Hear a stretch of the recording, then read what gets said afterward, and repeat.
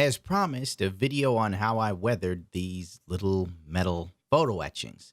God, I don't know how to start a video like this. This isn't in my style.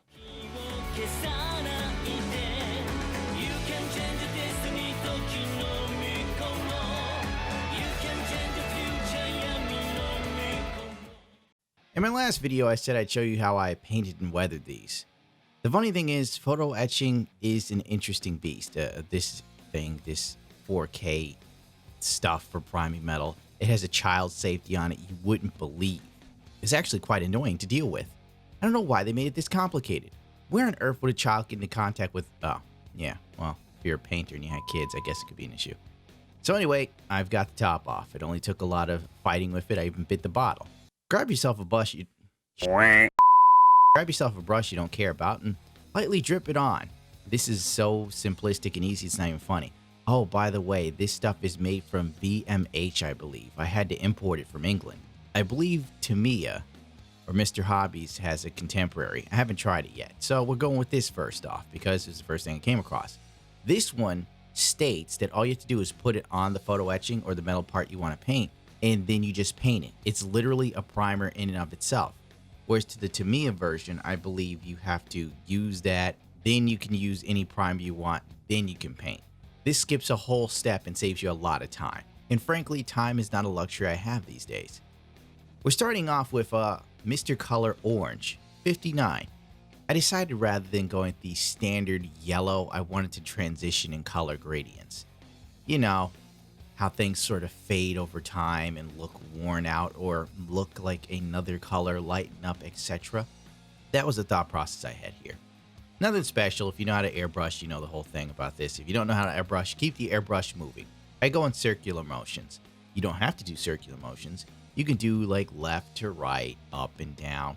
I figure my paint style doesn't matter here because I want these to look distressed. I want them to look like crap.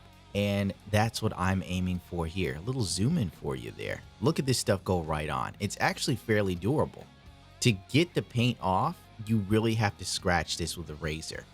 So that's pretty cool because frankly, if you don't want this to chip, how would it get into contact with something that sharp to scrape off the paint? We're now moving to Yellow Orange Mr. Color, number 58. Now, I didn't go too far with this because if you go from orange to yellow orange to, say, yellow, then you would have a more fire look. It would look more like a heated piece of metal, and I didn't want to take it too far with the color transitions. Now, this is going to take a little bit more finesse on your part. You know, instead of just whapping it on, we're now going to have controlled small bursts in areas. Thing I love about this Iwata airbrush is the fact that I have a whole lot of control over how much paint flow there is. There's also a little adjuster nozzle at the bottom if you really want to take it to that next level.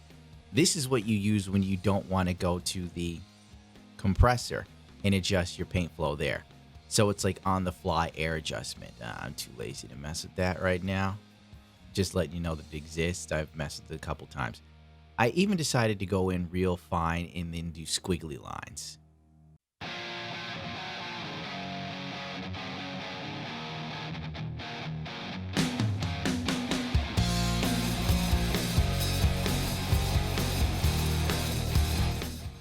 Get some close-ups, let you see exactly what I'm doing. Frankly, there's no right or wrong way to do this. I want you to know that. Do it however you feel. I wanted to keep the darker orange in certain spaces where I think light wouldn't exactly make it. And then I also thought, shouldn't put too much thought in this. The crappier it looks, the better it is. Remember, my thought process for this is distressed, weathered, beaten down, used repeatedly. Things have bumped into it. Something that has been used a lot over time and hasn't been taken care of. Like most tools.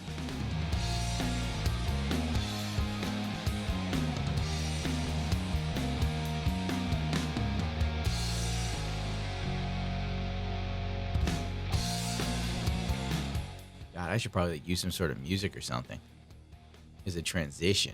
Because frankly, this is a whole bunch of painting. And that just sucks up a lot of time. I mean, I don't really have any serious ambient music. And I gotta admit, I'm fairly sleepy. That insomnia can really get you, man, I'll tell you.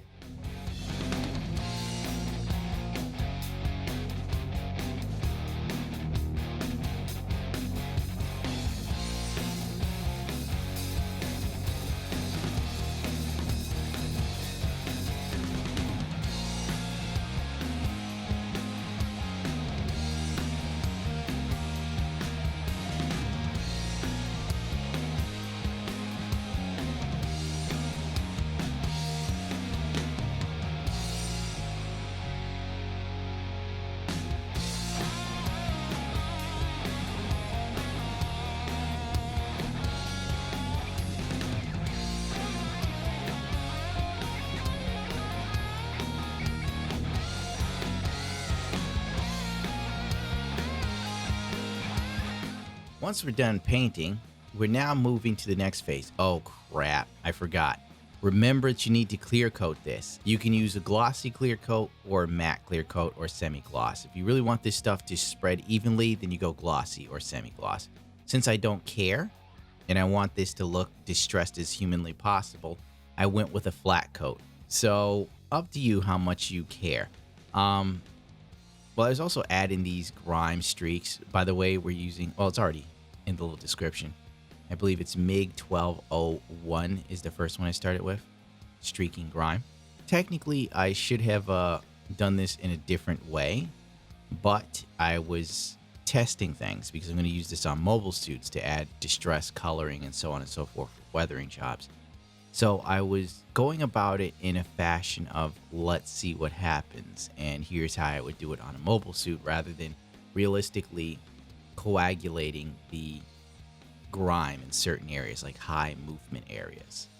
And after I realized I'm not taking this too seriously, I then just started adding it slightly less thought out. I mean, I had a clear idea that everything was going to go down, it would come from recesses and whatnot, but I didn't treat it like it was really important. Due to the size of the scale of these things, they're real tiny, like seriously tiny. So it will be hard to see anyway. Long as the overall look is correct, it doesn't need to be immaculate or perfect distressed weathering.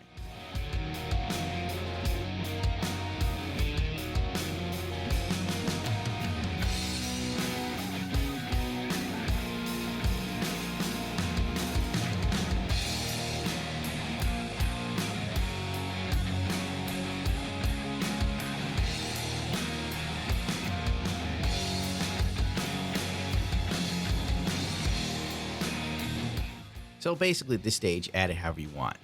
You may wonder why one of the scaffoldings has white rather than being all yellow. I figured, well, why not have one that looked different, you know? Kind of like, oh, Anaheim Electronics ran out of all yellow scaffolding, so we got this one with some white in it. That's some really deep Gundam lore. I don't think most people know what Anaheim Electronics is or care. And here we go, just the usual little thing. Little dab, little this. I forgot to beat the devil out of that brush. I saw that was a request in one of my videos. Next time.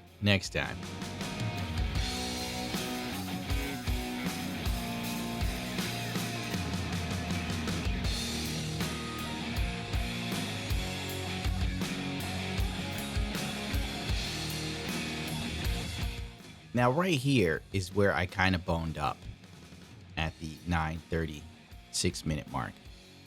I forgot to say, but actually, after about a few minutes, you let the streaking stuff dry.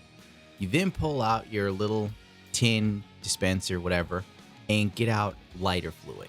Now, you can order MIG's enamel thinner to remove this stuff, or you can use your own odorless enamel thinner. Whatever you prefer to use, I use lighter fluid because it tends to be less corrosive on clear coats and paints. If you use enamel thinner and you aren't careful, it will eat right through the clear coat and get right into your paint. That's the last thing you want. Also, when streaking this off with the thinner, lighter fluid, whatever you're using, dip the brush inside of it, flat brush by the way, and then use the napkin to dab on there and remove the excess fluid. So that way the brush is slightly damp, but not too damp, you see? And then you just lightly remove the stuff where you streak it in direction. It's a lot like oil paint streaking. Like when you do that weathering thing I've shown you before on the hanger base when I was working on the floors and adding all those oils into the floor to give a multitude of colors, the oil wash, whatever. Same exact principle here, smaller scale. See, it's already looking good. Even with just one streaking grime, it looks great. In fact, if you want, you could stop right here. I only used 2 colors, by the way. There's a multitude of MIG products I picked up for weathering, and I decided just to go with these 2 only. Because technically, I'm painting the full armor Gundam right now, and I don't really have time to experiment, and also I didn't feel like adding pigment, dust, and whatnot. By the way, I'm using Zippo lighter fluid. That seems to be what everyone swears by, so I'm using it. I figure if everybody's using it, they must know something better than me, you know? Look how good that looks. Already with just one. And don't mind this one figure. I don't know why I picked that figure to put on this damn thing. It doesn't want to stand to save its worthless little life. Anyway, even with just one streaking grime, it looks fantastic. The transition of yellow and orange, or orangish yellow and orange, is great. Look at it pop. It almost looks good. It almost looks real. Next, we're using Streaking Grime 1203. This one's a more muddy color. Technically, I probably should have bought more of these mid colors. I probably will. Harriet Newtype wanted to know what I thought of these. So far, I think they're bomb ass. I think they're great, but more testing is needed. I've only used it in this small space. With this grime, I went on outside lines, so on and so forth. By the way, give it 24 hours before you move on to your next streaking grime. If you hear any scratching in the background, that's just my pup. She's losing her little white mind. Good doggy. Rip up that carpet. And I'm just repeating the process. Trying to go in little crack areas and sometimes... Damn dog. Little hand areas. You know, nothing too major. In the sense of no major thought was put into it. Let's just have some fun. Let's get through it. Nothing to it but to do it. I did attempt going into different recess areas because I didn't want to completely cover the last oil wash I used. Technically, I should be doing these in completely different areas. And theoretically, from my painting experience with larger things. By the way, here we go with the lighter fluid. Dab that little brush. And then touch your paper. Good to go. See, you don't need too much there. Back to business. Make sure you watch that part. I don't want people doing this wrong and then bothering me. Notice how I use less in those areas. But, oh, dog in my face. We got a dog in my lap now. As I was saying earlier, since this is all discombobulated at this point, I have a million thoughts in one mouth. Theoretically, from my painting experience with Star Wars props, especially working on Sand Troopers in Tatooine, the rule of thumb is to go darkest to lightest.